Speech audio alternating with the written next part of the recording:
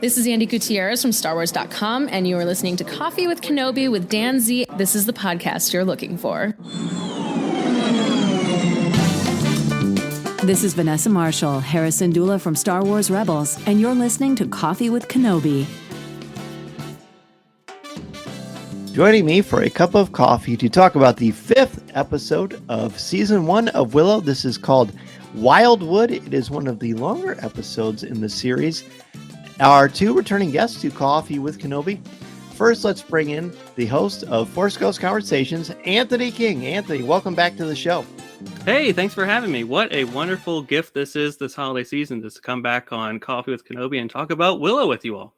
Yes, well, I'm happy to have you, buddy. It's great to see you. I haven't seen you or chatted like this since Celebration. Yeah, absolutely. I'm glad. I'm thrilled to be back on, Willow just a gift each and every week. So I'm really thrilled to discuss something different with you all. Good, glad to have you. And also returning is a recent Coffee with Kenobi celebrity. She's of course been burning up the CWK live airwaves almost since the beginning. I think since the actual beginning. Minta Peloquin. Minta, welcome back to the show. Hey, good to be back, Dan. Really excited to talk about this new episode of Willow. I watched it again because it was, I will say, it was really trippy. It was a trippy episode. Okay, well, is that you? Let's just start there because we're going to, of course, give their one word and give overall thoughts on the episode. Is that your word, trippy?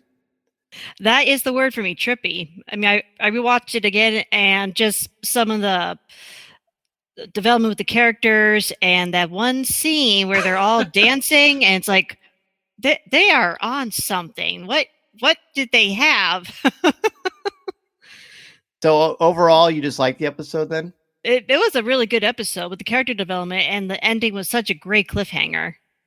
Yes, this series continues to deliver really strong cliffhangers, including one that we didn't even get resolved, but we'll talk about that later, I'm sure. Anthony, what's your one word to describe this episode and overall thoughts on it? Well, honestly, I mean, it's half of the title, so just wild is really the best way I can describe it. I think that's how I've been talking about it in our house over the last week, because I've got just about everyone in our household, all of our extended family, in on the Willow train thus far. So yeah, wild. It's an episode that is so unexpected compared to everything else that they've done thus far, and it just takes you on this really interesting, trippy journey, if you will. A great word there, Minta. And it just is a good character piece in the aftermath of Nockmaar to really have some tough conversations and to grow the group as they head on to this next adventure here. So what is it? Is it a truth plum? Is that what it was? Yeah. I think that's what they called it. I thought it was... Was it plum? Truth. I think plum or fruit? Truth fruit? They definitely had truth plums, and I'm sure there were some other drinks going around that didn't help. Yeah. So we've all had our truth plums, and we're ready. Yeah. The episode for me overall was surprising, and I think that's going to be my word, surprising. Because the last few, while I've still enjoyed them, they haven't been the ones that have been driving the Willow bus for me. Some low-hanging fruit plot devices, I think. This one was refreshing. There was quite a bit of, I won't even say romantic tension, but probably, and it's certainly not salacious, but it's somewhere in between the two. I'm not really sure what word I would use. But there's a lot of PG-13 sort of references and implications about the romantic dalliances of these characters. Maybe that's the most adult way to describe it. Yeah, give or take. Yeah. And then, but also had some cool, interesting little twists that we will talk about, and some character things that I did not expect. It was a bit heavier, even with a show that had brownies in it, which I know that the first episode, when we talked about the first two episodes, my guest for the show was not a big fan of the brownies, Neil Baker from the film. So I'm really curious to see what he thinks about this episode with the brownies. But let's talk about overall. And we'll take it anywhere we want to go. Anthony, I'll let you kick it off. Is there anything you want to kind of kick it off with for us as far as the episode? I mean, the place that my mind initially goes is, what's up with that Borman scene, right? I think you all can probably guess where I'm going with that one, where he's under the shower. That was really in my mind, if you're like not like, I can see totally how if you're not into the show, you might not dig this scene at all. But for me, this worked entirely, and I can't really explain why. So maybe we can talk through this together as to why the scene absolutely worked for me. But it just was that rightful spirited tone that I think just fits the character of Borman so well, where it's this character where it's like, you maybe get 25%, if that, in terms of the truth from him at any given sentence that you get from him. But he still has this roguish, swashbuckling charm that really just makes me endeared to this character. Or kind of like a Han, but not necessarily like a Han at the end of the day. This is kind of Borman charging his own ground as he's telling the story to Scorpia as to how he escaped from Skellen. What a great name, Scorpia. I mean, what a fabulous name. Minta, you're gonna jump in on that? Yeah, I mean, with this character, I get like a Jack Sparrow vibe from him. Yeah. Yep. I mean, he's trying to find treasure of some sorts. He definitely has some hidden truth he's not telling anyone. And he definitely has a lot of lady friends. Polite way of saying that. And it just to see him get roped into this and knowing that he knows Mad Mulligan, I think he's kind of like a hybrid of that too. Just a little bit, but not by a lot. I think just like demeanor-wise, he would be. Okay, that's fair. Yeah, so that in that sequence, he's been captured. They've all been captured. They go into the forest where they're not supposed to go, and they say there are a lot of, you're not coming out, and it sets up this weird, sinister situation. But is it based on superstition, or is there something that's actually magical about the force? It seems to be based on the situation of what are they, the Bone Thugs, or no, that's an old rap. I think Bone Reavers, yeah. Bone Reavers, yes. I just want to say what it Bone was. Thugs. So when they're in there, we find out that Borman has a history with the Bone Reavers. He appears to have been one of them, or at least fought alongside them. And he is brought to Scorpia's tent. They clearly have a love-hate relationship. But he basically tries to explain where he's been. And so we get this little sequence of events, almost like a TikTok reel, where he describes his escape as very brave, but in fact, it appears he's hiding in a giant vat of troll dung, which is incredibly disgusting. I never would have survived.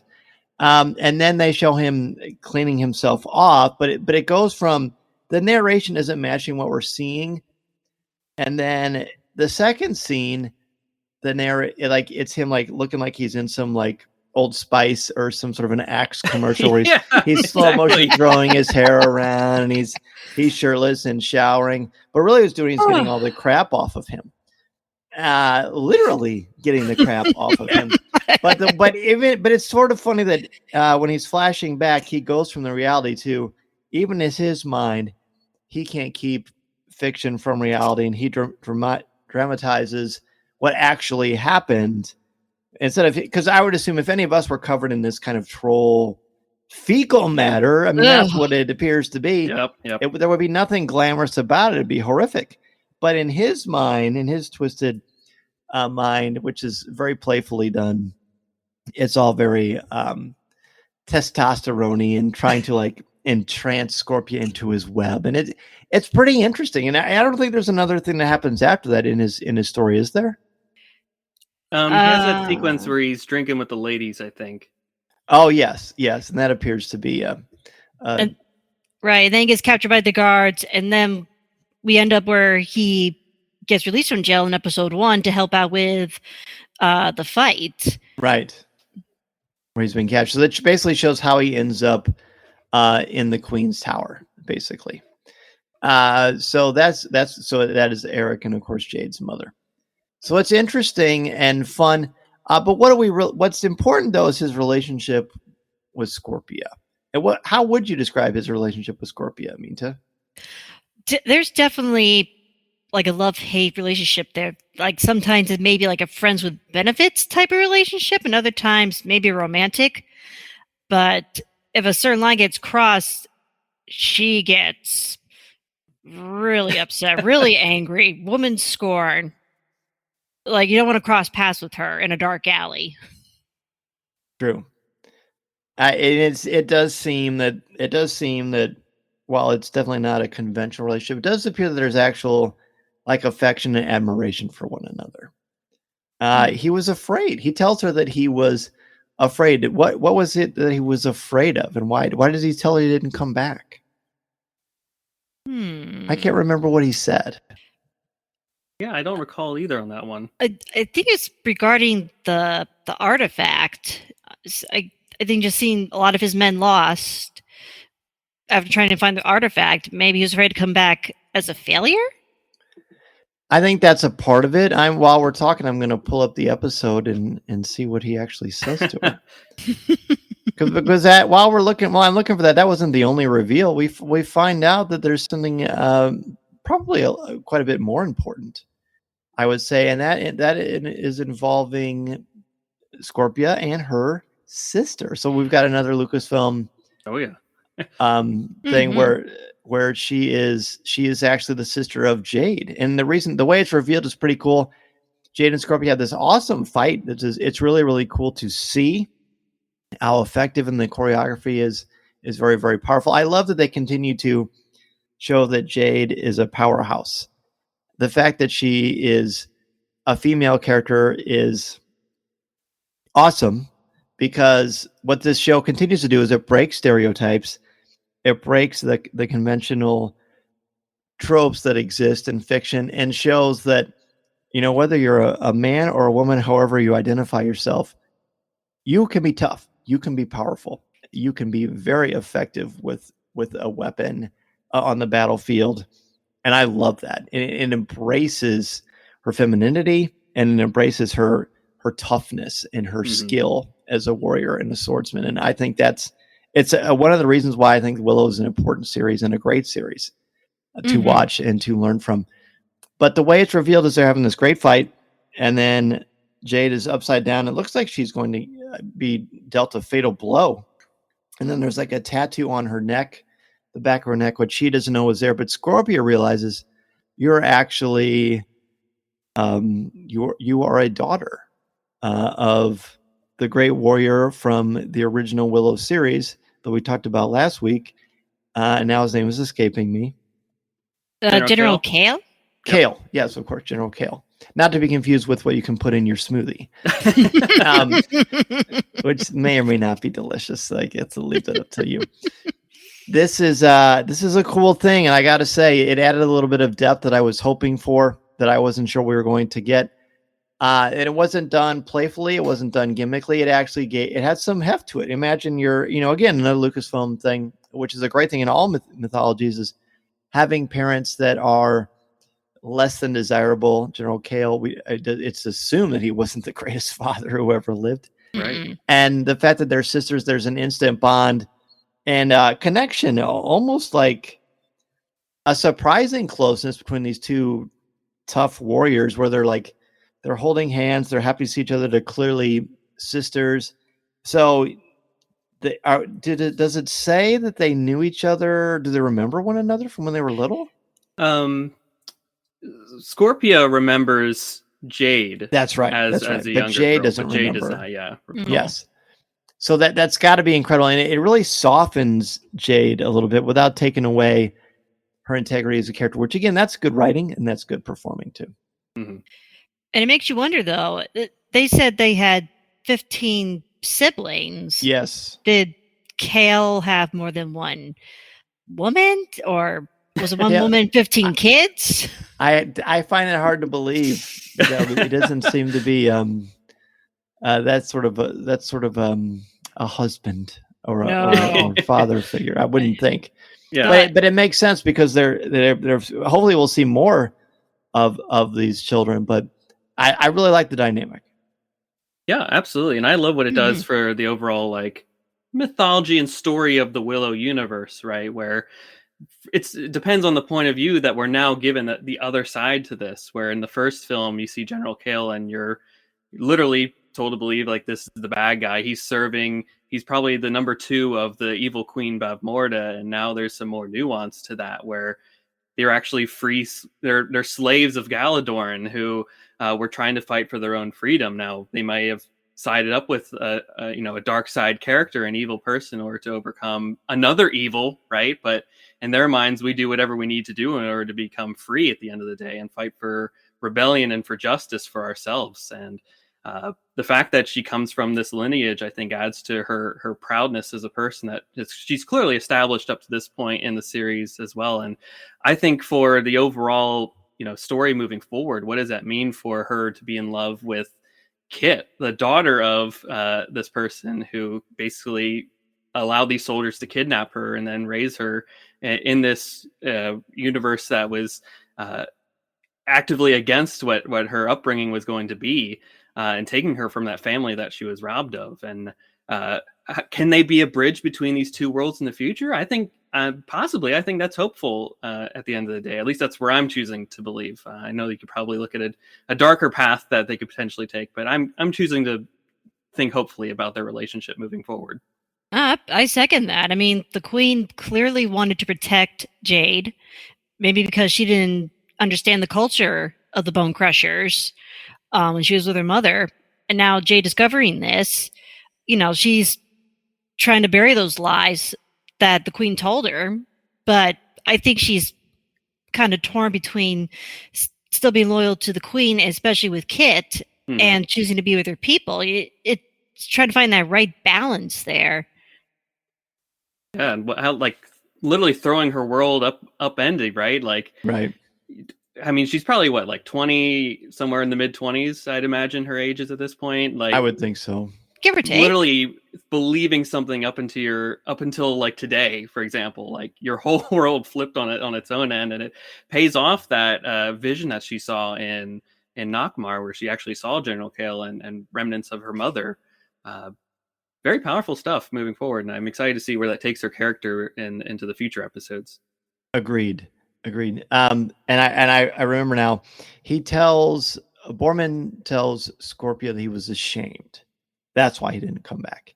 He didn't. I mean, and that's pretty interesting. He's been being honest because of the fruit he's imbibed. That he actually means it. He actually means that he is ashamed, but she isn't. She doesn't. He clearly there's a certain level of not masculinity, but of empowerment of this warrior mentality, this survival. We learn that it's not just about being scary and tough. It's about, survival, fighting for what just natural, basic human needs. We see once everybody's together and they're feasting and celebrating and drinking and eating this fruit, which, that it creates honesty within them, that there's this great little connection that they all have. There's this great familial thing. This mighty warrior whose real name is Laurie. His name is Laurie. He's actually a connoisseur of cuisine. He's got that fine palate. He's got a fine palate. He's actually he's a gentleman, but he clears to be this ferocious warrior. So again, taking these archetypes and throwing them out the window and giving people a chance to be fully human and well-rounded as individuals. I think that is probably the most important takeaway. But there's also a level of, I don't want to say eroticism, but there's certainly a sensual, I think it's probably a sensual quality to this whole thing, which we don't really talk about on Coffee with Kenobi because it's why would you? I think that's not a big thing for me in fiction. But I will say the popular music thing continues with Crimson and Clover. And Anthony, I know you're a big music guy. Meantime, I'm assuming you love music as well. Oh, yeah. But I really like in this sequence when they're playing that music and everyone is dancing and starting to share their feelings for one another and connecting with each other. I just thought it worked probably better than popular, known music has in this entire series. Yeah, I would agree on that one too. I mean, it fits the scene well. It's very much like it's a dance, high school dance, right? I was going to say the same thing. The prom setting. None I've ever chaperoned. A lot of truths are told here in these moments. A lot of hard conversations that need to be had after the aftermath of Nockmaar, where they pretty much didn't have time to have those conversations. They seemingly were chased by the Scourge and the Dag, going basically pushed into the Wildwood. And this is the only time they've had a moment to actually relax and talk to each other without anything popping around the corner, which eventually it does, but they had these rough conversations, both Kit and Jade. Willow kind of reveals a bit more truthful about his own experience and dealing with his own identity as being a legend. And Laura overhears that. Graydon is a lovesick puppy, unfortunately, or fortunately, I don't know. But these characters are going through some things right now, and this is the appropriate time to have those conversations for sure. Yeah, well, let's talk about those. Those are some pretty important consequences. We've got Willow finally revealing, but we've suspected all along that he is in fact not the most powerful wizard, but he's let the story and the myth of him, which is larger than life, take on a life of its own. And we saw a previews earlier when the queen says, you're not a great wizard, something to that effect. And we see that is something that's been haunting him. Mm-hmm. But he's not flat out saying it. We've seen these has great magic, but we don't know the extent of it or how it weakens him or affects him. But when he takes his truth plum, he tells Allura, I can never remember how to pronounce her actual name, which shouldn't be that difficult, that he is in fact, it was luck and circumstance. And while he has some skill and knowledge, he's not Yoda. He's not Obi-Wan Kenobi. He's not even a Padawan. Really, he's just been very fortuitous, and he's let that carry on. So it's really Allura that is the one that has amazing power. Just as a quick sidebar, because I do want to talk about what we learned about Will and how that makes you look at him. I think it's interesting that Allura, at first, she has the wand. She can't do anything with it, but then it appears she blows up the fence. Now suddenly she's using it and creating magic words to help enhance the food that they're consuming. I was a little thrown by that. It's like, where do we get that disconnect? Maybe it's just coming to her. Maybe there's some words that she's been taught behind the scenes or in between cuts or something like that. But that was the only thing in this episode that kind of threw me momentarily as far as how we're telling the story. Is that too big of a jump? We're suddenly just comfortable with her using magic casually for all kinds of things. I don't think it's too big of a jump. I think it's one of those scenes where it's just coming more naturally as she goes along. She starts seeing Willow like, oh, you're such a dad type of figure. Yeah. Even though he's not that skilled himself. Right. And a little something my husband and I have been disagreeing on, because you see in the first episode and moving forward, Allura's got blonde hair, and you're starting to see red hair. And we know from the first movie she has red hair. Right. My husband's not convinced it's Allura. I keep telling him it's Allura. And he thinks Jade is the real Allura because of the red hair. It's like, no. That would be a twist. That would be a twist. It's like they dyed her hair. They mentioned in like episode 2. So it's still an ongoing battle. So we'll see. We'll see how that gets resolved in the Peloquin household. Anthony, was it too big of a jump for you, or did it seem organic? For right now, I think it seems organic. I will say that there is so much left unknown about how magic actually works in this universe, whether it being something that affects your physical being to utilize, right? Because that's something that was introduced in the earlier episodes that I kind of questioned in my own right, where I'm like, does it really affect you physically to utilize magic? It didn't seem to affect them in the movie. So that was kind of a leap for me there. And then, we are led to believe that she is naturally gifted with magic powers, and similar to, like a Rey character in The Force Awakens, where she's slowly and surely picking up things along the way in terms of her ability with the Force.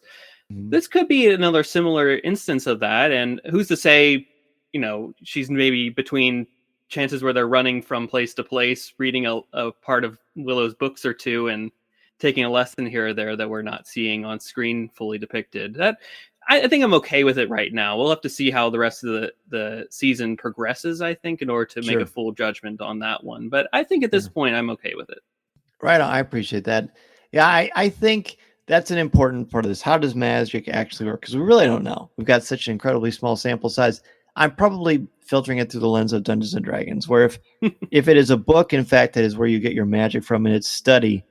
So you can have but she suddenly just knows magical words, which before she can even pronounce the ones that create that bush, whatever that bush was called that she created earlier in the series. If the words just start coming to her, and she's got the power, if she is in fact, wink, wink, the chosen one, then maybe it doesn't matter that she has a book. Maybe it's just going to start coming to her, and it's in her subconscious, and it's just going to filter in, because there's something otherworldly about her, almost like she's a god or something supernatural. Yeah. So that maybe that'll just set the pilot in the wait and see category. So thanks for helping me with that. So how does it make you look at Willow now that we know Willow the way he is? I'm actually going to start on this one. I actually like him more. Him just being resentful and sort of cantankerous, but sometimes witty, and not knowing what's about him. I'm always a fan of not knowing, of course, but the fact that he is, again, he's being sort of influenced to tell the truth, but he's still telling the truth. The fact he's like, hey, I'm a hack. I'm not that great. That made him much more endearing to me and much more relatable, because he has something he needs to learn from too. He's not just this all-powerful mage. He, in fact, is trying to find a place, because everyone identifies him as the greatest warrior in the land, but he's actually, or the wizard in the land, but he's actually not that at all. I really found it sort of endearing and charming. I definitely see Willow as more humble after he admitted he's more of a hack. He's more grounded. Humbled, probably. Yeah. Right. And definitely more grounded than, say, first movie when he got lucky with the queen, believing he's all powerful, he can do anything, when in fact he knows the truth himself, that just spur of the moment, I got lucky. It's whatever. Yeah, I will say I'm glad that the truth is now finally out. Me too. That everything's out on the table at this point for the group. I don't think anyone's really holding any secrets in at this point that they at least aren't aware of to some degree. And I'm getting full Luke Skywalker Last Jedi vibes when it comes to Willow and his arc in this series thus far, where he's living up to this burden almost of being Willow of good, right? He's had this legacy of like all these, where he's become almost larger than the story of Willow has almost become larger than the character himself in a way, where he hasn't necessarily had the accolades to back it up beyond that initial event that kind of just fortuitously crossed his path. And now all bets are off at this point in terms of what happens here. So maybe he's able to be a better teacher to Allura. Maybe they're able to converse with each other better. Maybe he finds a different path in terms of trying to reach her as a student. So I think this will really help the group overall as they head to their next adventure in trying to find Kit again. But in terms of how it works for the Allura-Willow relationship, I think this will finally allow them to click as teacher and student. Okay, I like that.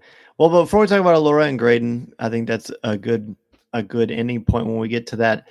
Let's talk about Jade, and let's talk about Kit and what happens with them. This is something that their relationship, their feelings for one another has certainly been fairly noticeable from the beginning when they're fighting and Tira Asleen and training together. She wants to be a Knight of the Shining Legion, and of course, Kit is the princess, but she's not your conventional princess.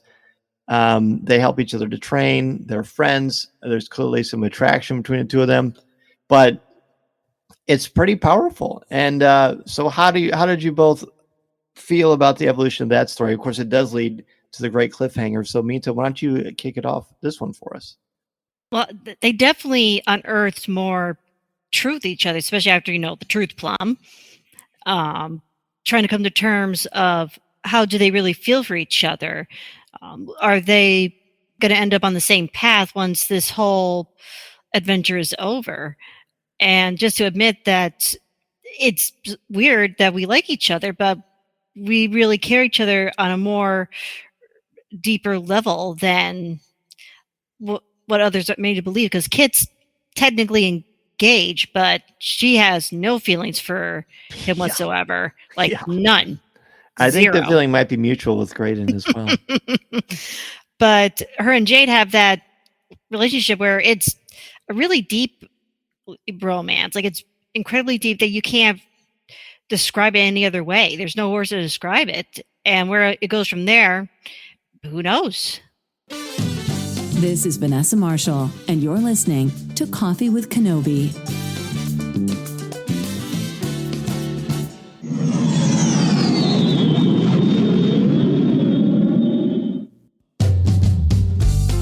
Well, Anthony, what do you think? I love that they're finally being honest and open with each other at this point. No, whether it took the truth plums to get there, whether it took some coaxing by Alora to actually finally reveal Kit's true feelings to Jade, I'm glad that they got to this point, because I think that scene between the two of them is, in my opinion, the best acting of the series thus far. I can just believe everything that the two are saying. The performances by both actresses left everything out on the table there, and it really, I might as well have been, 3 feet away from them in that scene, because I feel like I was in the woods with them, hoping that they have this climactic moment together, that they finally profess their love for each other. They're going to have this climactic kiss. Like, I love that line they said, like, if I kiss you, I may never stop. Like, that was just really beautiful. Great to me. line. Mm-hmm. My wife is a big fan of high fantasy romance YA novels. Like, she reads them consistently, and she looked at me and she said, "That's like something they would say in one of my books." And I said, "Yes, that's exactly right. This is great." And it was just so powerful. And kudos to the actors, to the writing for pulling this off. It worked for me. It was great. So throughout my teaching career, when I first started teaching, Twilight was very popular. And I used to love to make fun of it because it would really get my students worked up, and it would generate some really great conversation about dialogue and fiction, and plus I just thought it was drivel. But to be fair, I read the first book because I thought, if I'm really going to talk about this, I need to know what I'm talking about. Otherwise, my opinion is invalid because I don't know about it. So I read it, and I legitimately liked the book. I love the ending. I thought the ending was quite good and quite well done. But getting there, I'm not a teenager. I'm pretty far from a teenager, so that kind of stuff doesn't work on me. It usually induces a lot of eye rolling. Just life has a way of just changing as you go along and mature and to see things. That being said, that doesn't mean it's bad. The reason I say all of this is to say that when I saw this scene, I loved it. I thought it was extremely romantic, extremely well delivered and acted, as you said, Anthony. Very romantically charged. And then you're rooting for it to happen. Then when she's whisked away, like, oh my gosh. And then when she is whisked away, there's like a bit of silence and no music, which was super cool. There was no romantic, or there's no forced pop culture song or classic rock. Which has been a mixed bag for me throughout the series. They use it earlier with Crimson Clover, which was done to perfection, as I said. So this added some. Not only did you want them to see them finally share their feelings for one another, but then she's whisked away, Jade is whisked away, and you're like, oh no, and it's ending. And it was just so well done. I just think bravo for hooking me, and that's why I liked this episode as much as I did, because of how they got to that point and all the little things before made this payoff so powerful. Again, the not using music at the end really punctuated it quite beautifully. So I think there's only one major thing that we have to cover for this. And I mean, we could talk about the brownies. I don't really have much to say other than it was actually much more charming and fun than I expected. Either of you want to comment on the brownies before we move on to Graydon and Alora? I will say that the brownie with his adult child, I think a lot of parents can relate to college-bound students that have graduated college and they're trying to find a job, and they say, "Get off your butt, get the job, find something." And there's like, "I'll find something when I'm famous, like TikTok." It's like, yeah, I bet a lot of parents are saying the same thing. I relate to that guy. I relate to him 100%.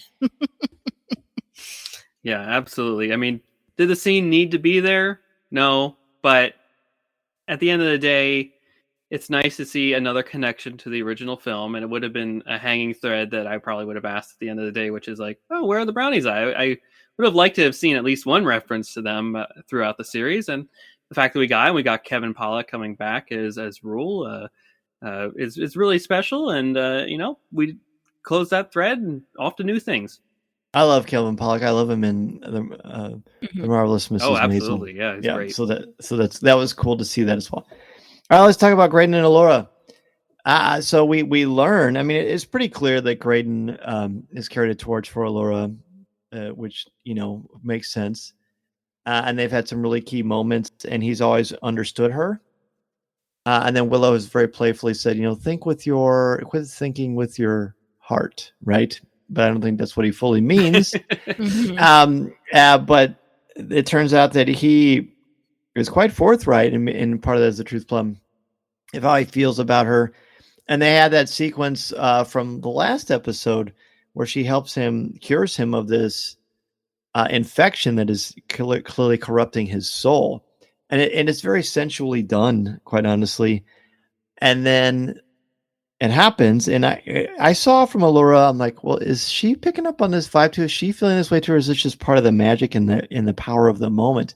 But it looks like she is starting to have a thing for him too, and we see it played out when she tries to give advice to the princess, to Kit. So that was cool. I really like Graydon getting shaved, and they're like, well, wait, you didn't tell me this was for a girl. Girls like beards, man. That was great. So again, while normally there's a part of me that would have just kind of scoffed at this kind of stuff and eye roll just because it's just not my thing, even though it's great if other people like it. I thought it worked here. It seems a little more childish and more like of an immature love, just because of life experience, as opposed to Jade and Kit. That one seems much more mature and adult. But either way, it's kind of fun. What do you two think? I think it was a really interesting take. And you can see Allura is struggling to make full eye contact with Graydon after in the previous episode, especially in her vision when she saw him kill his brother, which that still threw me off. Like, yeah, that's still unsettling. He even human? Right. And he feels strongly towards Allura, but Allura is engaged to Kit's brother. So it makes you wonder, as the journey goes along, is she going to feel differently towards him, or is she going to feel still strongly connected to her supposed fiance? I mean, how will that end up is the big question. Sure. Whether or not they get together or not. A lot of love triangles all over the place here. Yes. And what I really saw in the last two episodes here, and why it speaks to Graydon's more so, I think Graydon's more so infatuated with Allura than she potentially could be for him at this point, is the vulnerability that he had with her, whether he consciously wanted to or not. By her seeing that vision of the past that he went through, that is a story that he said was like, we don't tell people that, like, that's shameful. I bet you there's probably a small circle of people that know what actually happened there. And the fact that truth is off his chest and within somebody else now, that probably feels like super empowering to him. Like he can actually talk freely to somebody about something, and he's not holding this secret to his chest anymore, which makes me think that helps to create this extra infatuation for her than probably should be the case, right? Right. Mm-hmm. Yeah, that feels more, I think this one feels more like infatuation, whereas Jade and Kit feels more like legitimate love. Yeah, absolutely. I think so. But who knows how it will evolve, and it'll be fun to see. We're just I think there's just 3 episodes left. Oh, yeah, that's yeah, right. I think it's 8, yeah. Which is pretty crazy. So, okay, is there anything you want to add to our Willow conversation? See, our coffee's getting low.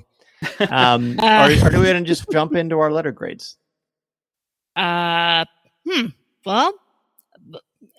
we'd like to see Mad Mulligan and find out what happened to him. Matt Morgan?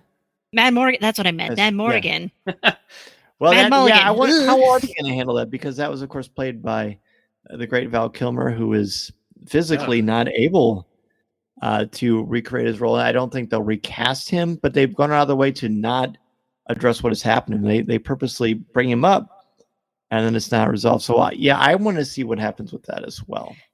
It's like they mention his name in this episode, but you don't find out what happened to him. And it's like, come on. And not the first time they've done that to us either. It's like they're slowly twisting the knife in our hearts. Like, stop it. Right. Absolutely. Yeah, I think that's going to be a hanging thread, right? That'll probably be resolved in the last one, because they just keep touching upon it every so often to like keep you like reminded, like, oh yes, Mad Mardigan's a part of this, or this is something I was on the hunt for this item with your father. Or, like, just keep bringing it up casually every now and then to I think remind the audience that, like, oh, this is a character, this is something that will come down the line. So that's where I'm going with that one. I did have 3 notes I wanted to say before the end of this here. Please. The first being I loved the Raiders reference with the drink. Kit, the drinking scene with Kit. Very similar to Marion in Raiders of the Lost Ark. So that was great. I loved the flamethrower that Willow used in the beginning of the episode, or whatever type of flamethrower sequence, whatever he was using. Awesome. He didn't explain it at all. He was just like, never mind about it. We have other things to do don't worry right about now. it. Yep, don't worry about it. And I will constantly say how awesome just the overall design and mythology around the Bone Reavers are. Like this very 80s heavy metal villain-esque thing that is just seared into my mind as being cool and awesome. I agree with that. And I like the Raiders thing too. That was very, very on the nose, but really cool. I loved it too. I loved it. All right, well then let's give our letter grades. We spent the entire episode sort of explaining our rubric. So what does it all total up to, Minta? What letter grade would you give it? I say an A. I mean, it definitely had a really great storyline for this one. Great story arcs for all the characters, the revelations, the cliffhanger with the trolls. I can't wait to see where the new episode takes us. All right, I love it. So you have an A. Okay, right on. Anthony, what about you? I'll go with an A-. I love this episode a lot. It's it is a great character piece. It definitely follows up the Whispers of Nockmaar, which I would say is probably my favorite episode thus far. With these really heart-to-heart conversations that needed to happen, that they finally had this time to address some of that stuff. And it's a slower piece, so it definitely gave the space for them to do all those conversations. And again, a lot to improve on for the next couple of episodes, as they have clearly they're going off on this great action set piece in the future with fighting off some trolls and trying to regain Kit back again for wherever she's going. Excellent. I also will give it an A-. I was very aware that I haven't been giving A's on this because it just hasn't gotten to that place for me. But this is an A- because of the intrigue, of the fact that while there was humor in it, it wasn't a focal point or like inserted into authentically, but it was just a natural part of characters. Willow actually showed some vulnerability and some relatability, which made him much more well-rounded for me. And these love triangles, which I originally thought I would be ambivalent to, really worked and enhanced things for me.